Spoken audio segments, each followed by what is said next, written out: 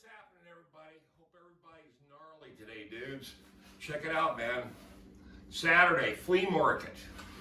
This is a 10-toe. Almost brand spanking new. Used a couple of times.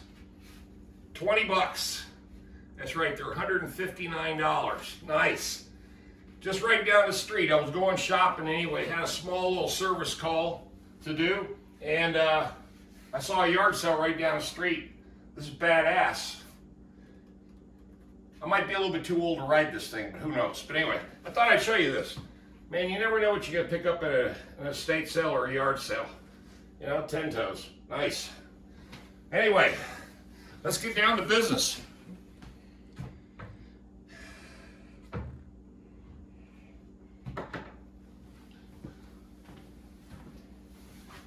All right, a lot to talk about. I went shopping. Got finished with that second big paint job. Got paid for that yesterday. Then my check for Wake Med came in, went to the bank, and I said, what the hell? Let's go spend some money. So I did. And actually hit a couple places. Tractor Supply, went and got some nice stuff there. Some pants. And you know I like bargains, man. This is a Blue Mountain, 10 bucks. These are what I use for work clothes. And then they were selling their Carhartts, their long sleeves, because it is winter now. I mean, it's cold as hell outside and windy, but these, they had 15% off. So basically 21 bucks. Nice. Okay.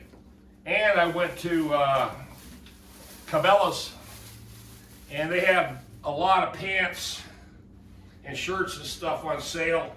These blue jeans I got on, these were 19 bucks. Nice, very heavy duty. Okay, let's get rid of those. Hope everybody's doing well. Also got a deal signing up to Sam's Club this morning. I've never been a member of Sam's Club, but I used my military discount for the base package. It's $45, and I got it for $35. Not bad. Went and checked it out. Like I said, I've never had a Sam's Club membership, so I figured I'd go get one, and I'm glad I did. The prices that you go, if you go to Walmart, Harris Teeter, or Target, or any of these places, I didn't realize this, but yeah, I'm not a big bulk buyer. I am on certain things, but a lot of other things, I just usually go shop for the day and get my meal, whatever I want. So, you know, stuff like this. Harris Teeter has a really good deal on these chickens, but Sam's Club, for the same price, the chicken is twice as big. I lie to you not, twice as big. Huge. Gatorade. You can't beat it. I mean, for the price that they charge per bottle, you know, at a store, you can't beat it at Sam's Club. So that's pretty good.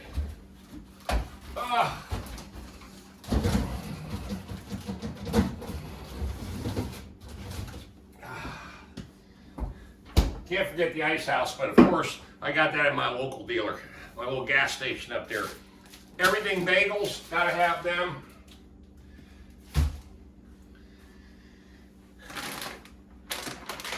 Always good protein, steak strips, love these. This is all Sam's Club. Again, you know, these packets are $7.99. You go anywhere else, you get half of this for $10.99. And True North. Nice.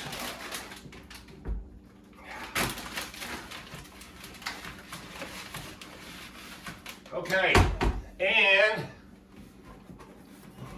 for munchies, some whole wheat thins. Nice.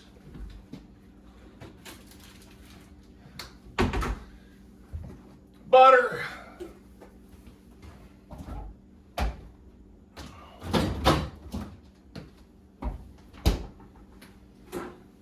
And body wash. Twice as much for the same price at Sam's Club. I was shocked. But anyway, I started realizing that where I've been going, Walmart, and Walmart's dying. I'm gonna tell you right now, that store sucks. I used to go there a lot, but not anymore. All right, let's get down to business, baby. A lot of you know that I've been selling off all my stuff that I don't need anymore, stuff that sits around. You know, I'm not getting any use out of it. And it's basically becoming just stuff, a lot of stuff. Well, let me share something with you. Oh, I have to show you this. For you guys who like dark coffee, Black Rifle Company. Oh man, this is dark roast. Pretty good stuff. Expensive, but I have to admit there is a quality difference. And this is the one with the AR-15 on the bag. But like I said, I went to Cabela's. Now, this whole thing I'm doing here, I've already had a bunch of you kind of guess at what my future plans are. And a lot of you know I love the ocean.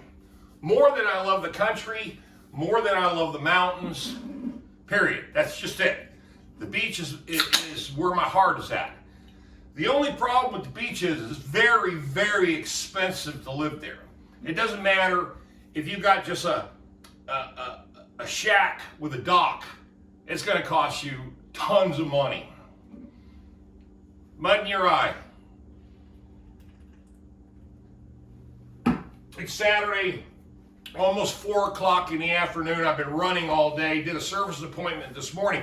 Actually, this has turned into another new gig. It was $1.2 million house, $1,200,000 house.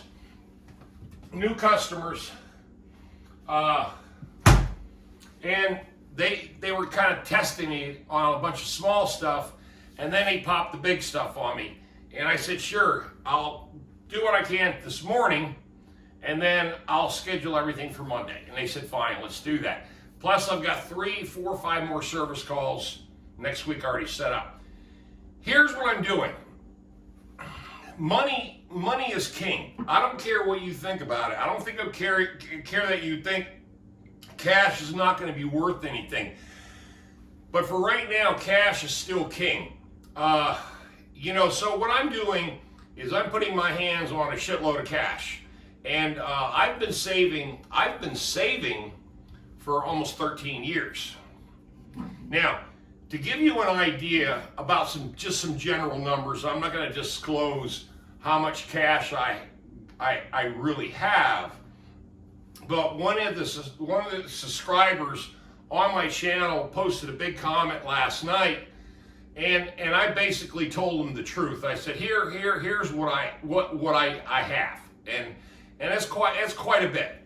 But I've worked my ass off for this money, because in 3 years, what I'm going to do, and this is what I'm looking for now. This is what I'm searching for. I'm looking all along the Pamlico Sound, inland, not on the coast, because anything on the coast is impossible to buy unless you spend $500,000, okay? Or you're just buying a house down there somewhere in a neighborhood. And I'm not gonna do that shit. I might as well stay right here where I'm at. So, for the next 3 years, what I'm gonna do is the farm that I have, I own it so cheap, but you know I've got that 2020 RV up there, that Proline. So what I'm going to do is, once the old man retires, which he's already retired, he's the caretaker up there now. He's going to head west to Nevada because he's got health problems that he can't stand the humidity. He can't stand it. So he's got 1 more year on his lease up there. And I told him, well, then just go ahead and, go where you need to go, because COVID's should be over by this time next year. We should be done with this shit, okay? because he's high risk. He's a heart. He had a two-way bypass on his heart 2 years ago, and he's also fully disabled. So that's where I made the deal with him. He can still cut the grass, do a few things, keep the maintenance up on the place. He's mobile for that, and I let him stay up in my RV for free. So that's the deal we have going on, and I gave him 2 years, okay? Because it was the COVID thing, he wanted to get out of the city, he sold his house, made a bunch of money, and he decided that was enough for him living around people. So next year, this time, exactly this time next year, November next year, I'm gonna wholeheartedly go find, and I'm looking now, I'm doing Craigslist, I'm doing Zoom, but you know, Zillow sucks right now. They're having a lot of problems, but I've got a lot of sources that I can, you know, rely on. And what I'm looking for is a doc, really, somebody who, and the way I do it is this. This is how I found the land out in Eflin. I go to the county courthouse and look for land disputes and test states and you know just family disputes on land, tax liens, things of that nature, and then I go research the property and see if it's worth looking at. So that's how I found Eflin, the farm in Eflin, for the 4 acres up there for 10 grand. It was a land dispute between two brothers, and it was going on for 20-something plus years. No one picked up on it. But like I said, it was in part of the court records, and that's how I found it.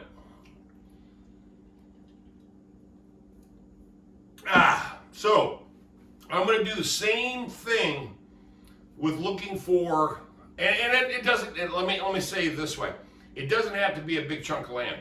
I could take a ½ acre, okay, as long as it's coastal, on the Pamlico Sound, right around Little Washington, North Carolina, Manio, one of those extremely depressed areas. Now keep this in mind. Northeast North Carolina is extremely economically depressed in this state, okay? Because that's old rural farmland, marshland, swampland, river bottom land, whatever you want to call it. So my idea is, because like I said, I love the ocean more than I love anything else, I'm going to go find, if it takes me a couple of years, remember I was searching for the Eflin land for years before I found it. 13 years, but I don't have that long. I got 3 years to find something out there, and then what I'm going to do is take the RV and I'm putting it out there if I can find the land, $10,000, $15,000, $20,000, that has, even if it has a broken down dock. The big thing is the zoning, okay?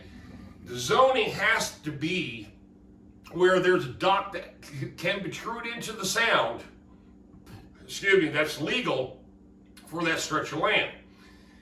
So, with that in mind, that's what I'm looking for. If I can find it, that's what I'm going to go hunt down. Now, I know all you hardcore preppers out there say, well, you know, a big storm comes, you get flooded, blah, blah, blah, blah, blah. That's what insurance is for. That's what insurance is for.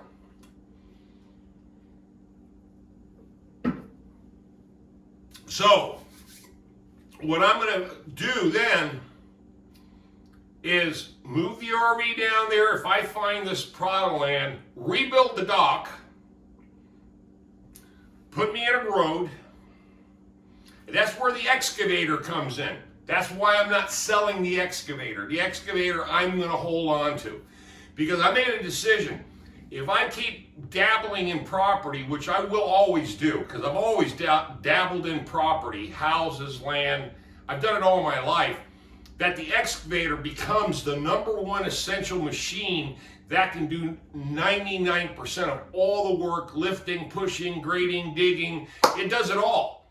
Okay, it's paid for, it runs good, there's no issues. I got a couple leaks I got to fix on it, no big deal, part of the maintenance cycle.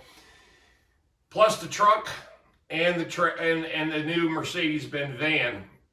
But once my tenant leaves out west, I've got the old van, the 3500 series van with 250,000 miles on it. That's going to the beach.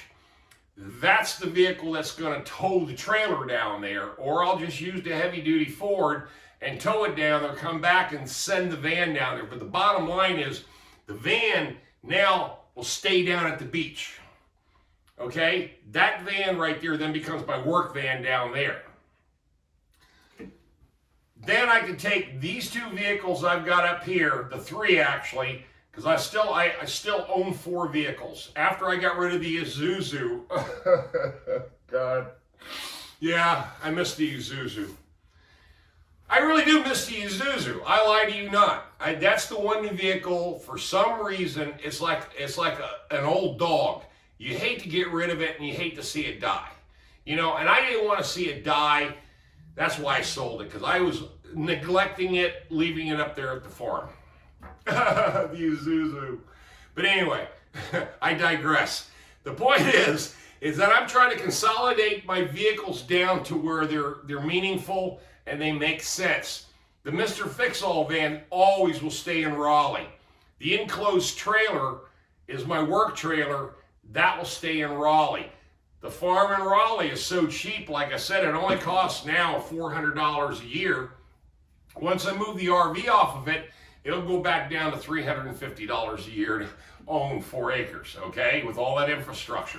Now, my concept is to find the exact same deal at the beach, where the property taxes, Brunswick County, I'm not sure, they're high, but like I said, if I find a small strip of land that's deprived, depressed, and protest, dispute, landlocked, I don't give a shit what the situation is. It could be a piece of crap.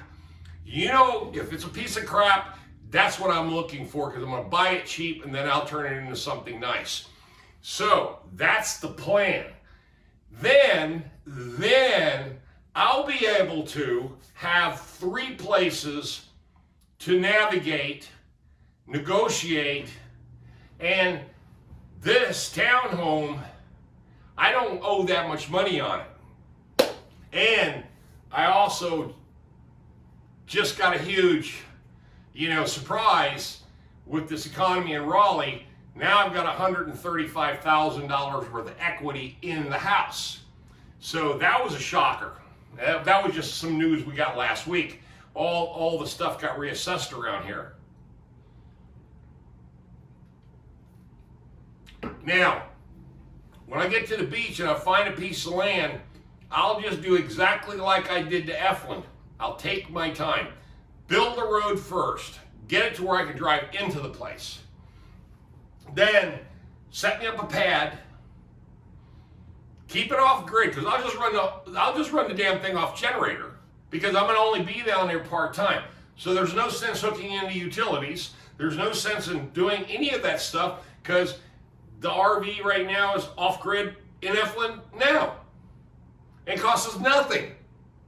Okay? Nothing. Except fuel. So then, once that's set up down there, here's my plan. Okay? Drum roll. The plan is once I'm 66 and a half plus 2 months, I'll get a fairly large Social Security check every month for the rest of my life. It's going to be large because I invested heavily into Social Security for 33 years. Plus I'm ex-military and I also have VA benefits. So I'm going to use that money. That money will be to maintain this townhome in Raleigh and pay the taxes in Eflin and pay the taxes at the beach. That is what that check is for. That check is to pay a mortgage, because I still got 13 years to go on this mortgage. 14, something like that, 14 years. Don't know if I need to sell it or want to sell it, but I don't have to sell it. That's the big thing, because I've got this cheap. So between my Social Security check here, Eflin, and wherever, at the beach, wherever I find it, Pamlico Sound, Little Washington, wherever, that my Social Security check will cover all those bills per month and per year. So in other words, then I would be officially, technically, financially retired. Now, here's where the big chunk of money comes in. I'm never going to quit working, as you know. That's not in my personality. I've already told all my customers, keep working me even if I'm 70 years old. You know, you guys might be old as shit, but I'm going to be old as shit too. Just keep working me. And they all laughed and agreed. So, with that in mind, what I'm going to do is that I'm going to come up to Raleigh Monday through Thursday.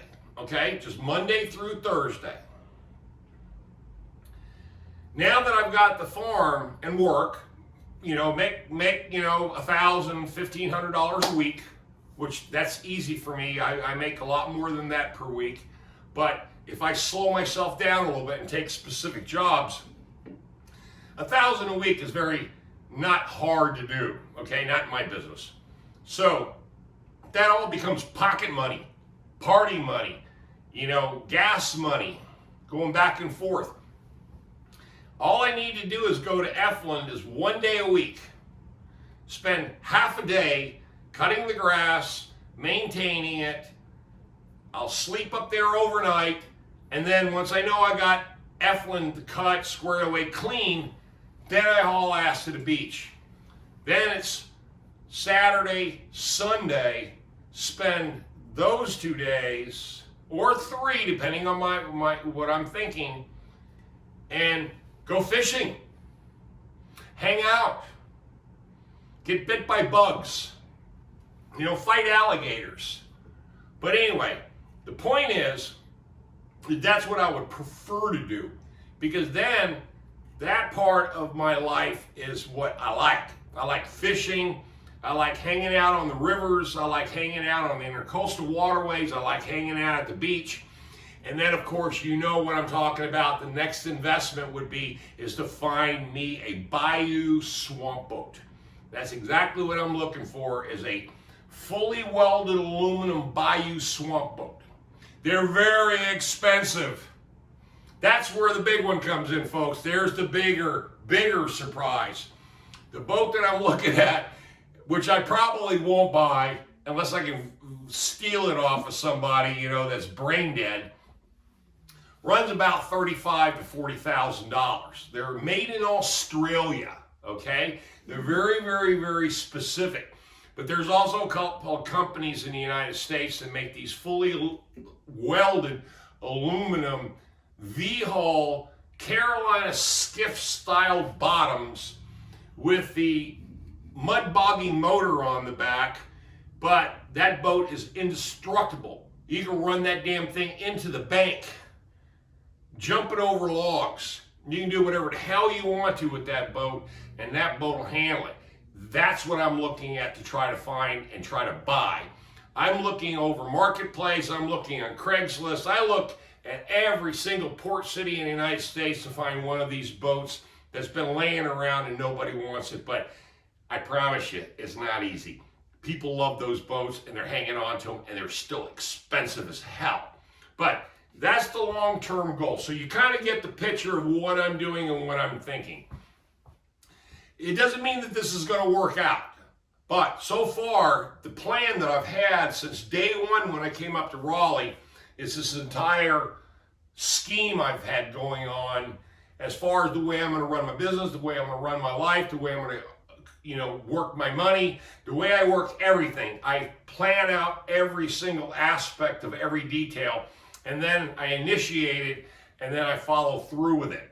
So in the next 2 years, which is crucial because I've busted my ass the last 13 years to get to this point, financially, get to this point emotionally and mentally, and have the business basically on autopilot, have my retirement benefits on autopilot, and then I can then wake up in the morning and pick and choose what the hell I want to do and where the hell I want to go.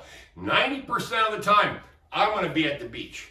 Especially not during the blistering summer heat. Let's be clear. Fishing season in North Carolina is in the fall.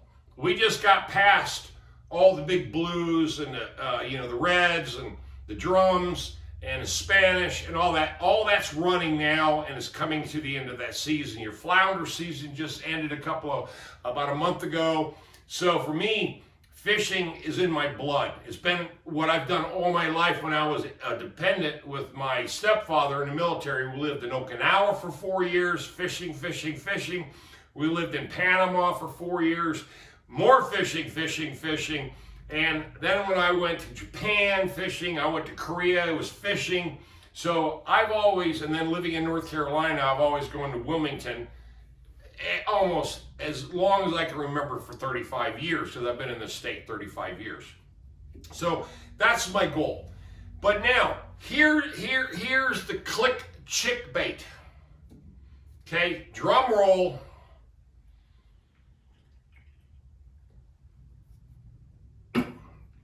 I'm going to look, and I'm going to guard my words very carefully here, is to find me a woman who has the same passion, the same mentality, who doesn't matter the age. Let's put it this way. I don't care what your age is. You could be 30 or 60. I don't care. You just have to understand what my journey is all about. And if you have your own thing going, excuse me, and those two paths all intertwine, and there's no confusion, then the final phase of my life is to find somebody to settle down with.